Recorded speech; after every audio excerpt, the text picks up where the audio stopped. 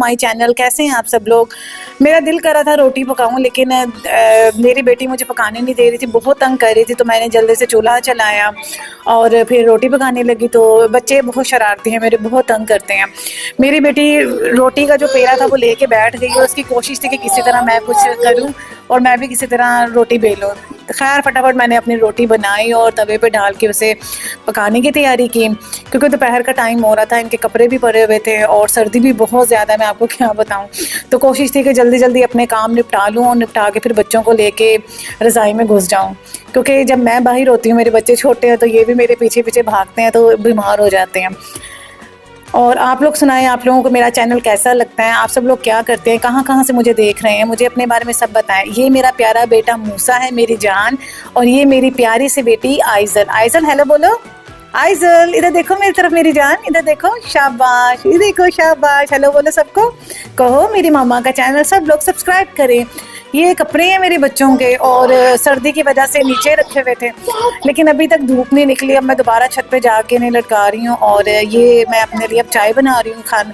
रोटी में खा चुकी हूँ, तो अब मैंने सोचा मैं अपने लिए थोड़ी सी चाय बनाऊँ, क्योंकि सिस्टम पे थोड़ा काम भी करना था। रिमोट काम करती हूँ, मैंने आपको बताया मैं ना घर पे, तो चाय बना रही हूँ साथ साथ। लेकिन एक बात आप सबसे कहूँ कि चाय पीने का मज़ा तब आता है जब आप अपने सिस्टम पे बैठ के दफ्तर का काम कर रहे हो ना, तो बहुत मज़ा आता है, तब चाय पीने का एक्चुअल मज़ा आता है। जब मैं ऑफिस में काम करती थी तो मेरी कोशिश ये होती थी कि मैं कॉफ़ी पीऊँ, लेकिन कॉफ़ी पी पी के मेरे मैदे में इतनी गर्मी हो गई कि मैंने कॉफ़ी छोड़ दी है।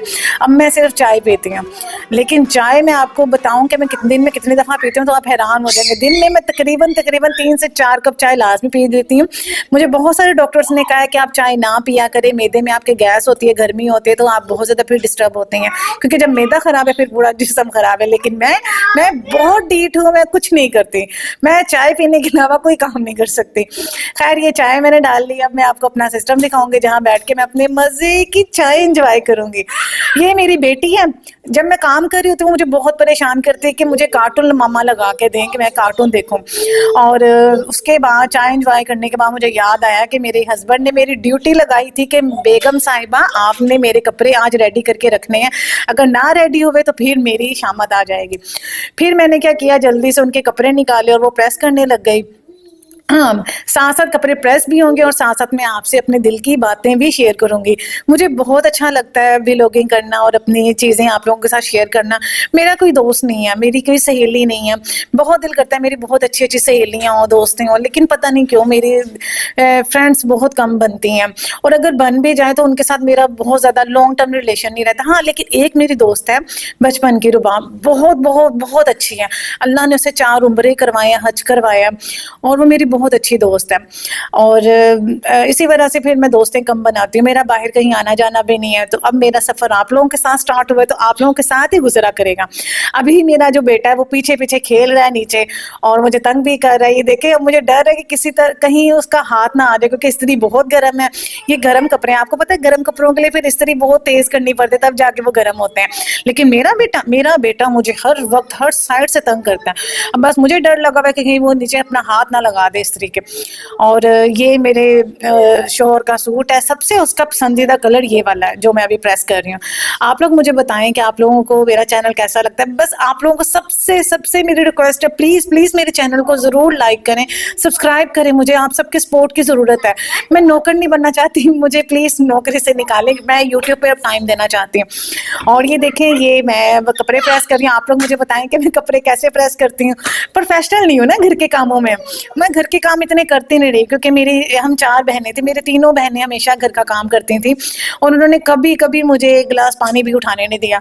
सारे काम वो खुद करती थी। मैं बस वॉशरूम जाना, मुंह हाथ धोना, नहाना और इस्त्री किए हुए कपड़े मुझे मिल जाते थे, बना बनाया खाना मिल जाता था, बस खा पी के मैं दफ्तर पहुंच जाती थी। चुप हो जाओ बेटा।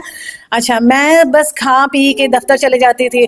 ये मेरे बेटे का हाथ आ गया, ये मैं बहुत दफ़ा अपने बेटे को समझाती हूँ, लेकिन अभी छोटा है ना, बहुत तंग करता है। यकीनन आप कह रहे होंगे कि ये इस बेबे को देखो, सूट है इस्त्री भी नहीं करना आंदा ते व्लॉगिंग करन दे दफ्तर जाती है। बस ऐसे तैसे करके कपड़े भी तो इस्त्री करने हैं। आपको पता है मैं दफ्तर भी चलाना होता है, दफ्तर का काम भी करती हूँ, घर पे रिमोट काम करती हूँ, फिर घर के काम भी करने होते हैं, फिर यूट्यूब चैनल्स के लिए छोटी छोटी वीडियोस भी बनानी पड़ती है। मैं बहुत थक जाती हूँ, मुझे बच्चे भी बहुत तंग करते हैं। डेली इनके फीडर बना बना के मेरी तो हिम्मत टूट जाती है। रात को जब मैं सोने के लिए जाती हूँ तो आप यकीन मानिए मैं बिस्तर पे गिर जाती हूँ। मेरे हस्बैंड मुझे जब आवाज़ देते हैं ना कि मुझे उठ के चाय बना दो, तो मुझे हिम्मत नहीं होती, बस मैं सो जाती हूँ। सुबह फिर मेरी आँख 6-7 बजे खुलती है। लेकिन हाँ, नमाज मैं कज़ा नहीं करती, नमाज के लिए मेरी आँख खुल जाती है। और अगर अनफॉर्चुनेटली मेरी नमाज कज़ा भी हो जाए तो फिर उसका तरीका ये होता है कि मैं कज़ा करके नमाज पढ़ लेती हूँ, और 2 रकात नमाज नफल होते हैं वो भी मैं पढ़ लेती हूँ उसके बाद। और चाश्त की नमाज, आपको पता है चाश्त की नमाज क्या होता है? मैं वो पढ़ लेती हूँ, क्योंकि मैं जब नमाज ना पढ़ूँ तो मेरा सारा दिन बहुत बोर होता है। मुझे वसवसे आते हैं कि मैंने नमाज नहीं पढ़ी आज, मुझे फरिश्तों ने रिज़्क बांटा होगा तो वो मुझे नहीं दिया होगा, ऐसे ऐसे वसवसे आते हैं मुझे। और इत्तेफाक से फिर मेरे हस्बैंड की जब काम पे जाते हैं, उनकी दुकान भी उतनी अच्छी नहीं चलती।